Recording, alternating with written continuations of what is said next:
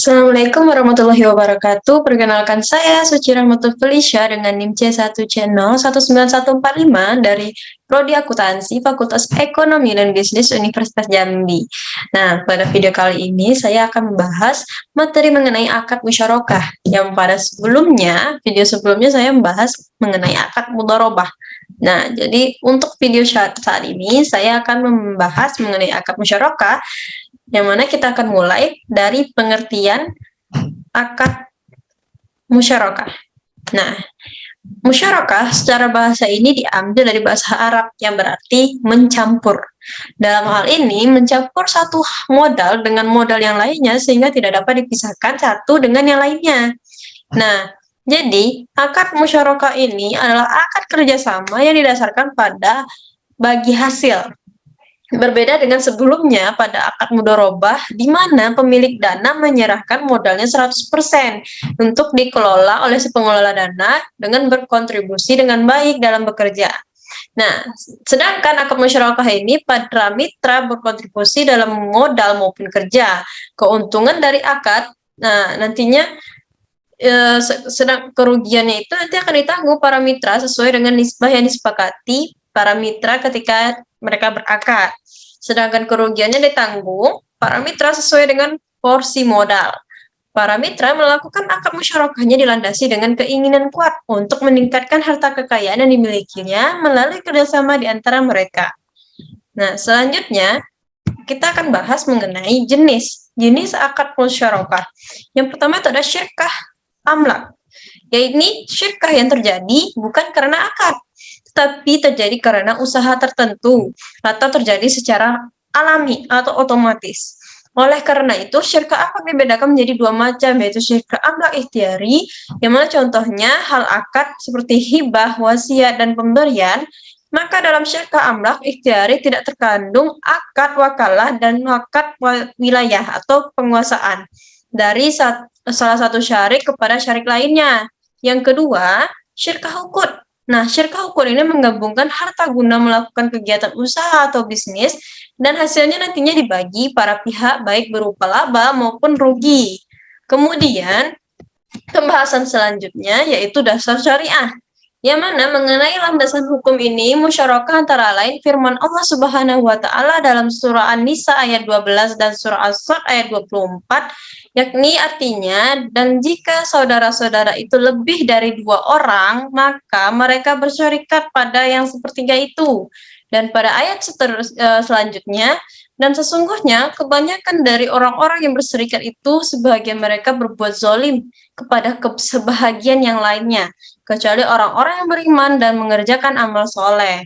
Nah, kita masuk pada unsur-unsur yang harus ada dalam akad musyarakah, itu ada 4, teman-teman. Yang pertama, pelaku. Yang kedua, objek. Ketiga, ijab kabul. Dan yang keempatnya, nisbah. Nah, kemudian ketentuan syariah ini ada 2.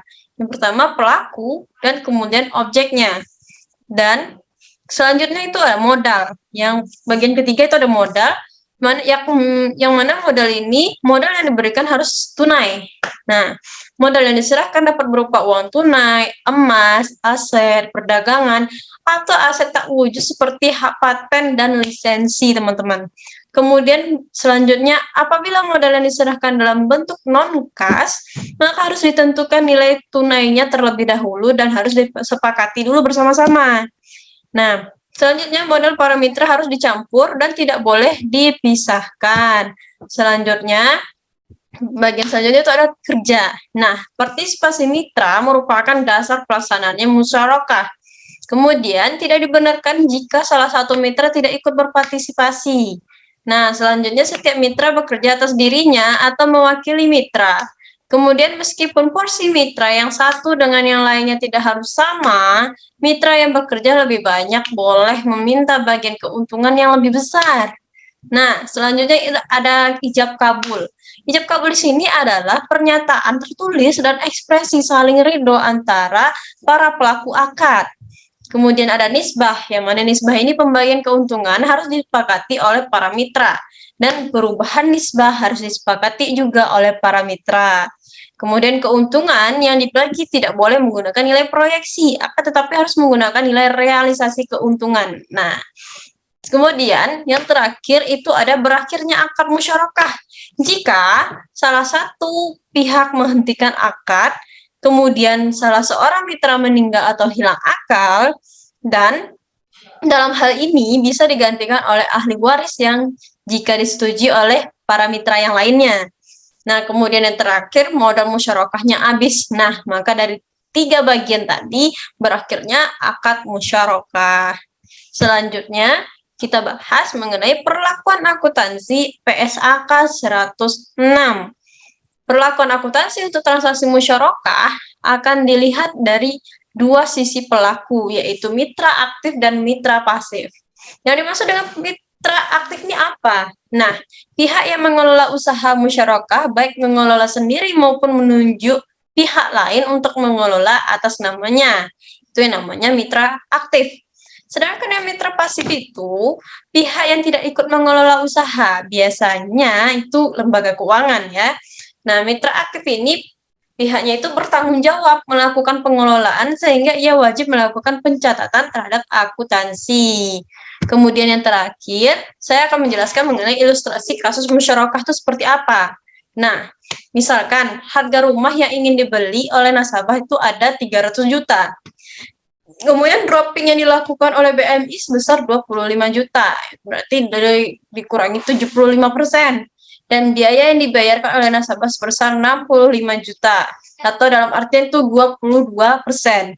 Jangka waktu berlangsungnya akad atau pelunasan atas syirkah tersebut adalah selama 120 bulan. Nah, estimasi yield, yaitu keuntungan yang diinginkan oleh bank adalah 12,5%, teman-teman.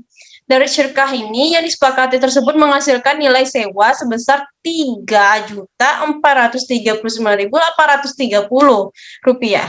setiap bulannya. Dengan porsi kepemilikan rumah BMI, nasabah sebesar 78% berbanding dengan 22%.